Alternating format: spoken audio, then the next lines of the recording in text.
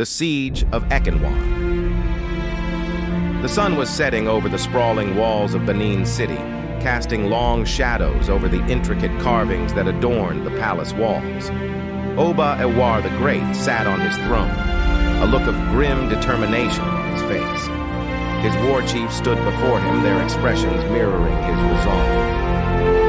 Ekenhuan has fallen under attack by the Oyo Empire, reported Chief SEIGE, his voice steady but urgent. Their forces are numerous and well-armed. We must act swiftly. Oba Ewuare rose from his throne, his regal presence commanding attention.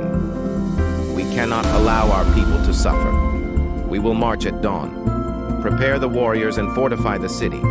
We will show them the might of Benin. The war drums echoed through the night as the city sprang into action. Warriors sharpened their swords, fletched arrows, and tested their shields. The scent of leather and metal filled the air as armor was fitted and weapons distributed.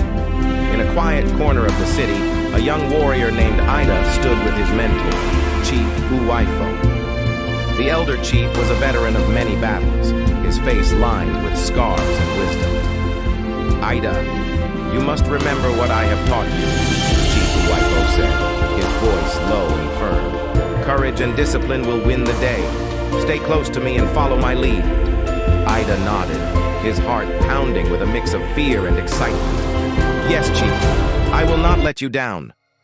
As dawn broke, the Benin army assembled at the city's gates. Thousands of warriors, resplendent in their armor and armed to the teeth, awaited the command to march. Oba Ewuare rode before them on a majestic horse, raising his spear high. Today, we defend our land and our honor, he shouted. For Benin! The army responded with a thunderous roar, and the gates swung open. The march to Ekenhuan began. The journey was arduous, but the warriors of Benin pressed on with determination. Scouts returned with reports of the enemy's position, and Oba Ewuare and his chiefs devised a strategy. They would split their forces, surrounding the Oyo camp and attacking from multiple fronts. As the Benin warriors approached Ekenhuan, the air grew thick with tension. The enemy camp was visible in the distance, a sprawling sea of tents and fortifications. Oba Ewuare raised his hand, signaling the warriors to halt. Chief SEIGE, take your men to the east. Chief Uwaifa, you will lead the charge from the west, Oba Ewuare commanded. Ida, stay by Chief Uwaifa's side. The rest of you, follow me. The warriors moved into position, their movements silent and precise. The sun was high in the sky when the signal was given. A volley of arrows arched through the air, descending upon the Oyo camp with deadly accuracy. Chief Uwaifa led the western charge, his sword flashing in the sunlight as he cut through enemy lines. Ida fought by his side, his training taking over as he parried and struck with skill and precision. The sounds of battle filled the air, the clash of swords, the cries of the wounded, the roar of the warriors. In the midst of the chaos, Ida found himself face to face with an Oyo captain, a hulking man with a cruel smile. The captain swung his axe with brutal force, but Ida dodged, his reflexes honed by countless hours of practice. He countered with a swift strike to the captain's side, then another to his leg, bringing the man to his knees. Well done, Ida, Chief Uwaifa called out, dispatching another foe. Stay focused. The battle raged on, with Oba Ewuare leading a relentless assault from the front.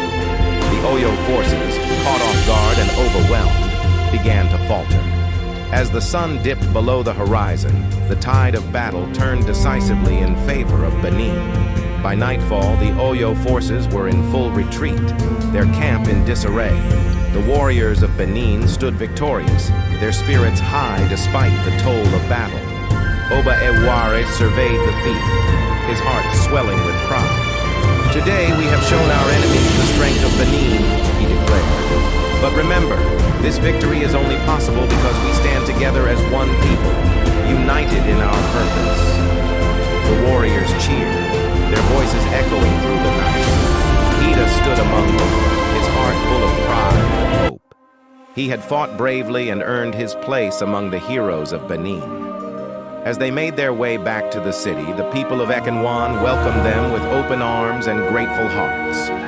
Oba Ewuare's words echoed in Ida's mind, a reminder of the strength and unity that defined the kingdom of Benin. And so, under the watchful eyes of their ancestors, the people of Benin celebrated their hard-won victory, their spirits undaunted, and their hearts united in the face of any challenge that lay ahead.